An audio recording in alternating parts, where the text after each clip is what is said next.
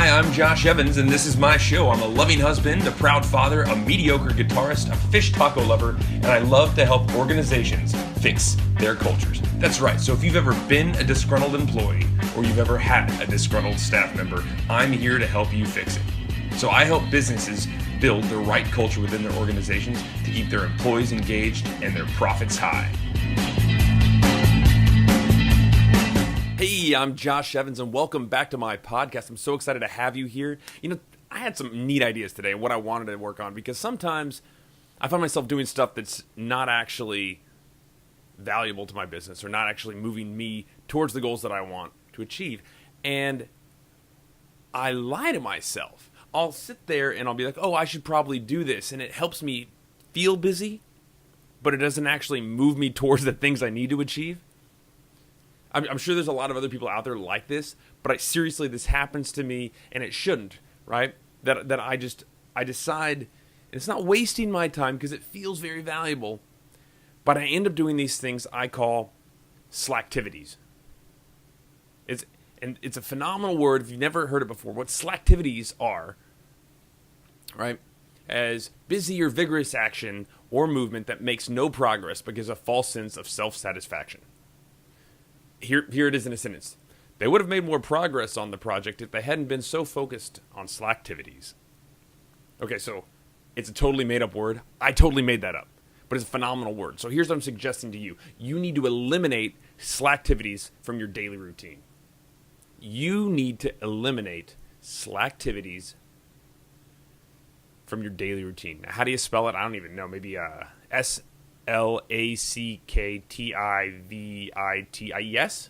I think that's about right. Slacktivities. You need to eliminate slacktivities from your daily routine. And I'll tell you why. I think a lot of us, we get into the office and say it's a Monday morning, right? You get into the office, you have all these things, you have all this long list of stuff that you have to achieve, right? And the hard stuff, it seems a little daunting first thing on Monday morning. I better do some of the things that are a little bit easier that can kind of check off the list. Right? Just look no further than your personal or professional to-do list. And we go after the easy things first, right? I mean, if I have to, if I have to go paint the house and change the oil in the car and take out the trash cans, well, I'm going to go take out the trash cans first. Mind you, that's an activity that needs to happen. But if in your business, this is what it might look like. You show up to work and be like, I don't want to call that one really difficult to talk to client, so we'll make excuses for why we don't. We'll be like, they're probably not in the office yet. I don't want to bother them first thing Monday morning. I should probably go and check email. So then you jump into email. And most of the time, email is not that valuable. And when you're rolling through it, you kind of see the emails. You know which ones are actually valuable and which ones are not. But you still look at them, don't you? That's a slacktivity. And then 10 o'clock rolls around and we're getting coffee or we're making plans for lunch with I was like, oh, yeah, I've been cleaning out my inbox all day. Or I've been working on email. I've been just, stuck in my mailbox all day. And those are just slacktivities. We know we're not making any progress on business, but it makes us feel like we're doing something valuable. It gives us the illusion. We're just lying to ourselves. We all do it. We do. You know what I used to do, and this is one of the big things that I used to totally do this. So I'd get into the office. I wouldn't really feel like working. This is years and years and years ago. When I was first starting business, and I would get in there, and I knew I had stuff to do. I had to contact clients, and I'd have to fill out paperwork, right, or do my expense reports. And these are all things that, I don't really want to do those right now. What can I do that feels like work? And what I would do is I would go online, and I would look up industry news. And I would search through industry news, and I'd find articles I found interesting and read those. And if anybody walked by, it looks like I'm hard at work. If anybody was asking me what you're doing, it's like, oh, I'm doing this research on these companies or on this thing that's going on.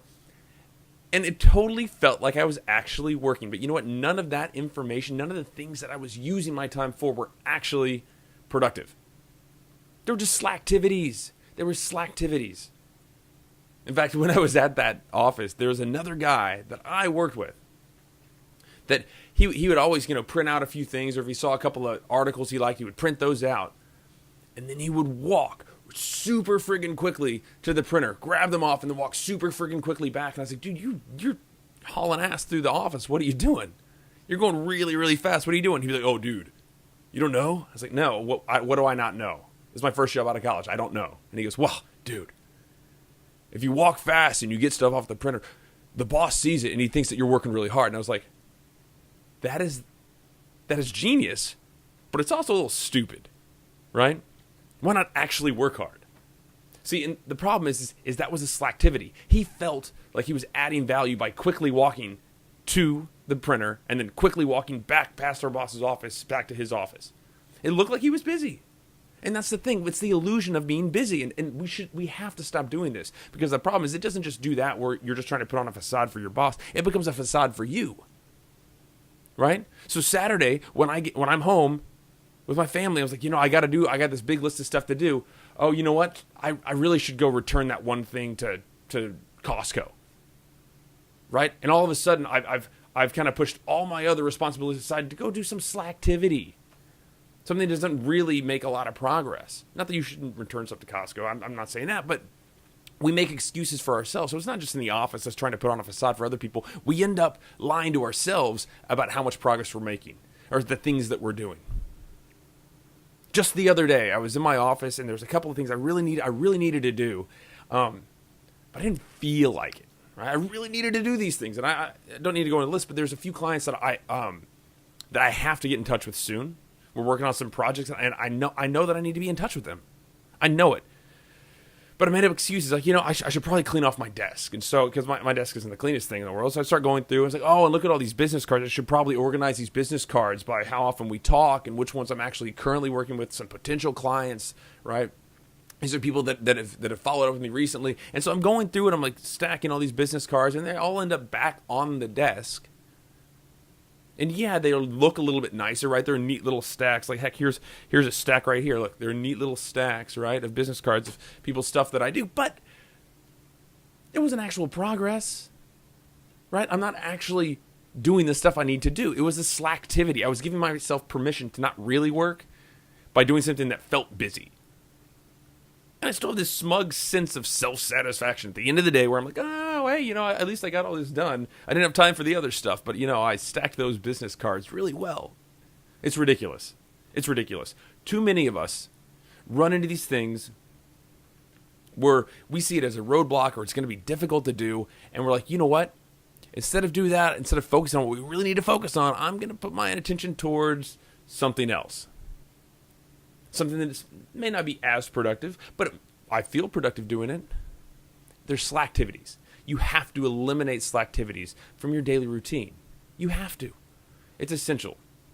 But why do we do it? Because it's easier. It's easier just to be like, instead of call that guy, I'm going to go ahead and rewrite my to-do list for the week. Or instead of sending those 10 emails I have to get out, I'm going to clean my desk. Right? Or I'm going to do some industry research. I've done that so many times, and I'm disappointed in myself now because I'm realizing all the times that I've done slacktivities when I should have been doing actual work. That's it. I'm disappointed in myself. And so maybe you should be disappointed in yourself too, because I know if you were to really think about it, you could think about the things that you do just to waste a little bit of time, especially if it's like late in the day and I only got like 45 minutes of work left. I can easily justify doing something that's almost not related to work at all under the guise of it'll make me more productive tomorrow, or it'll get this stuff off my plate for tomorrow. We all do that. Right? Don't clock out early. That's a good term too. Okay, so how can you do it? I'm sure you're wondering, okay, Josh, great. You get distracted and you do other stuff. No, everybody does. Everybody does. And I guarantee you do as well. And so if you're listening to this and be like, oh, wow, that's neat. I'm sorry you can't stay focused on your work, Josh. I guarantee you do stuff as well that's not related to actually being productive. Have you cleaned your inbox of your email? Probably. Have you done industry research? Who here has jumped on LinkedIn to try and look up a client's name or maybe look up something that's going on, and then all of a sudden 10 minutes later you find yourself down in this rabbit hole of like 4 articles that were linked together, and you're like way off in nowhere land that has nothing to do with the work you're trying to accomplish. No one's immune to this. Everybody has slacktivities that they do. Everybody has slacktivities, right? I've even seen it in managers where managers will get up and I should probably go check on my team. And it's because they don't really want to do the work they're working on. So they'll just walk by and have casual conversations, not even work related stuff. And it's great for a manager that wants to know about their employees. But I've seen the ones that just make the rounds a few times through the office because they feel productive. They need to be seen. Cool. The boss is coming by, and then everybody else feels like they need to look productive, so they go do their little slacktivity that makes them look busier as well. Look, first, foremost, admit you have some slacktivities. We all do. Everybody does. Everybody's got something that they do to give themselves the illusion of progress or the illusion of productivity. We all have them, okay? So first, just admit that, all right? Good. Now that you've admitted it, let's talk about how we can avoid them, right? How can we avoid some of these slacktivities? First, and I love this, is ask yourself, what's the first thing that you need to do that gets you closer to your goals? Whether it's your goals for that day, that week, that year, in your life, what is the first thing that gets you closer to your goals that day? And do that first. It's not always easy, but you should always go after the hardest thing first. I'm sure y'all have heard like the eat the frog first theory, which is you take the thing that you least want to do, the thing that's going to actually help you, the thing you least want to do, and go do that. Because if you don't do that first, it's going to be weighing on you the whole day. Okay? It's so always do that thing that you need to do first. It's essential. It's important. Otherwise you're going to miss out, and then you have this like dark cloud of like impending doom of something you have to do later following you around. Just do it first. Then it's out of the way. Then you can get on to other things. Stop filling your time with activities to feel productive. All right, the second thing I would have you, and this is a great idea, right? What are 5 things that I would call crutches that make you feel active? I'll give you a couple of mine, right? So I'll jump into email. It'll make me feel productive. There's never really any super urgent, necessary emails, right? Or I'll go check some industry news, and I'll start jumping around on the internet. I'll look on LinkedIn, and then 10 minutes later, I'm looking at like pictures of cats. And I don't really do that, but I mean, you know what I'm talking about. You can easily get distracted and pull down these rabbit holes. Okay, so maybe, or here's another one I do. I just said organize my desk. I do that a lot. Or I should probably go through all my notes. And so I'll go back, months back, and I'll start flipping through notes, and I'll kind of like write down ideas that I got out of that, or things I need to follow up on. And while that's a neat activity to do, I'll do that instead of what I'm supposed to be doing at that moment. I mean, there's a time to do all these sorts of activities, and I use them as crutches when I feel like there's something else bigger that feels overwhelming that I have to do. That's pure and simple.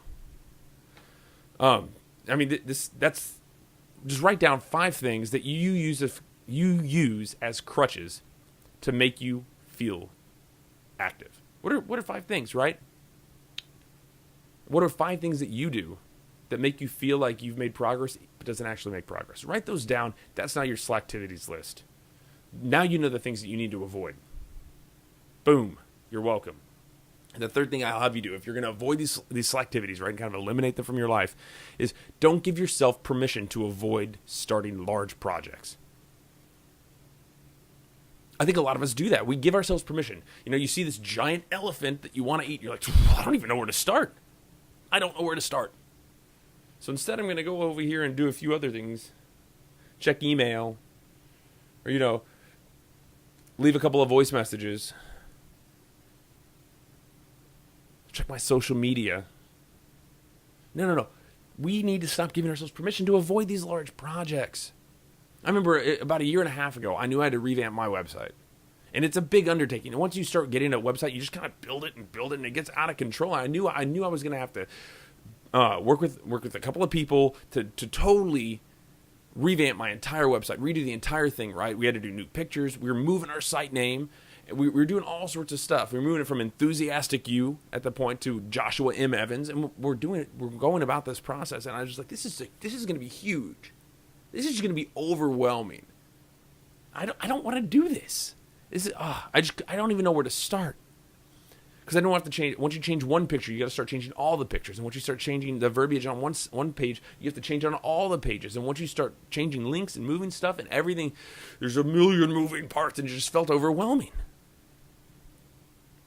It just felt overwhelming. And so I would do other things. Like, maybe I should go contact previous clients, and ask for referrals. Or maybe I should go ahead and reach out to some of the people that I'm trying to work with right now. And I knew I had this big project to work with, but I started doing any other activities that made me feel productive. Not that reaching out to previous clients isn't productive, but I knew what I needed to be doing, and I was giving myself permission to not do that. So I think we all have projects like that on our lists.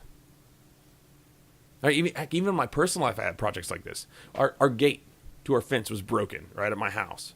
Our gate was broken because we had some strong winds, and, we live in a wet climate here in Houston. And so, one of the posts had rotted, it fell, and now our gate's not working. So I had put up just a stopgap, post to kind of hold it in place until I got it fixed. And I was just putting it off because the problem is if I fix just that one gate, then I should probably fix the fence behind it because it's an old fence. And if I do that, I'm going to have to talk to that neighbor. And then that fence isn't going to match the one that's next to it because I'm going to go a little higher to match my gate. And then I got to talk to the neighbors behind me. And so it led to one thing to another thing. And I looked at that thing. I was like, that's too big of a project. I'm just going to avoid it.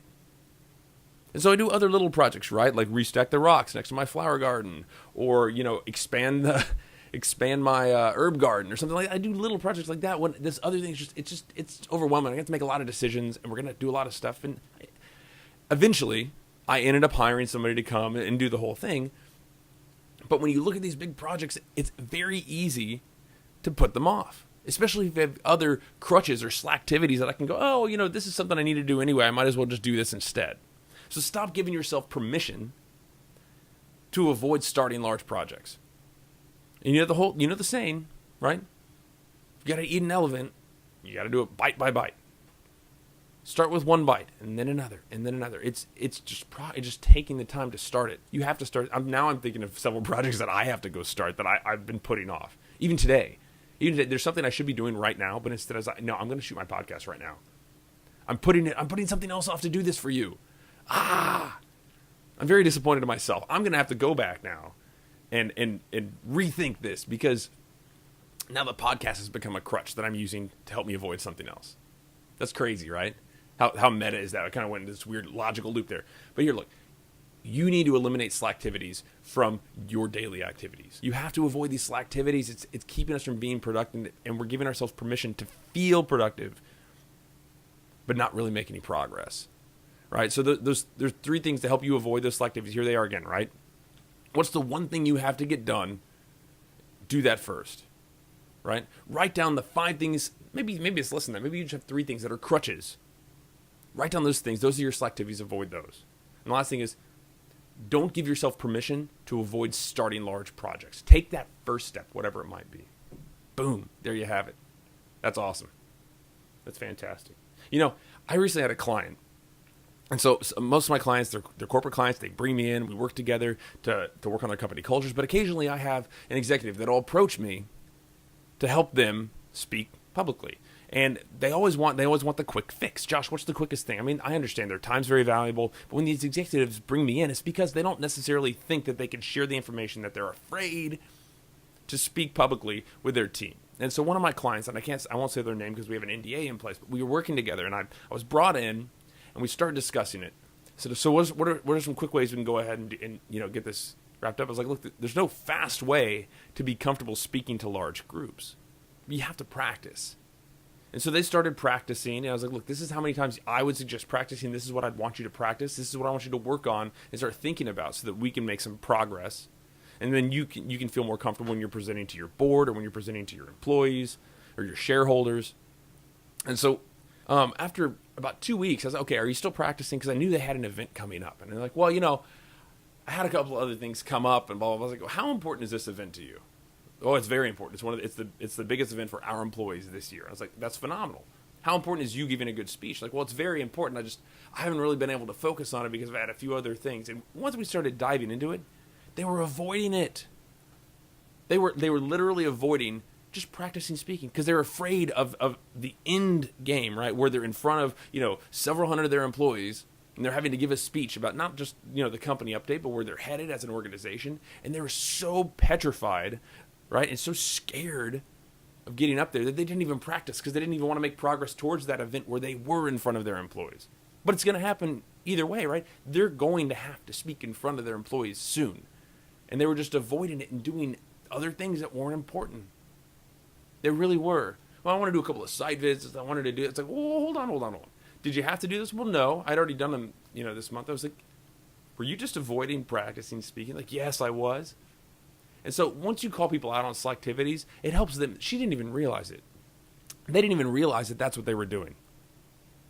And so you need to avoid slacktivities. So if you're like this person, right, to where like you have this big impending thing that you have to get done, but instead you're kind of doing all these other little things that aren't necessarily important but make you feel like progress, avoid it. Stop. Those are slacktivities. Stop trying to avoid the big thing you have to get done. Stop doing other things that make you feel productive and actually make progress. All right? Eliminate the slacktivities that are keeping you from being productive. In your daily routine, eliminate your slacktivities. All right, well, that's enough of a rant today, and I should probably get on to my actual stuff that I need to do and stop doing the slacktivity of, putting down a podcast.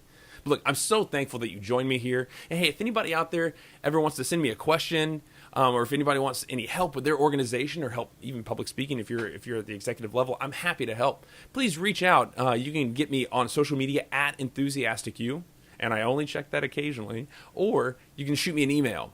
It's info@joshuaMEvans.com. Or you can check out my website, joshuamevans.com, and reach out to me there too. And I hope everybody's having a great day. We'll see you around.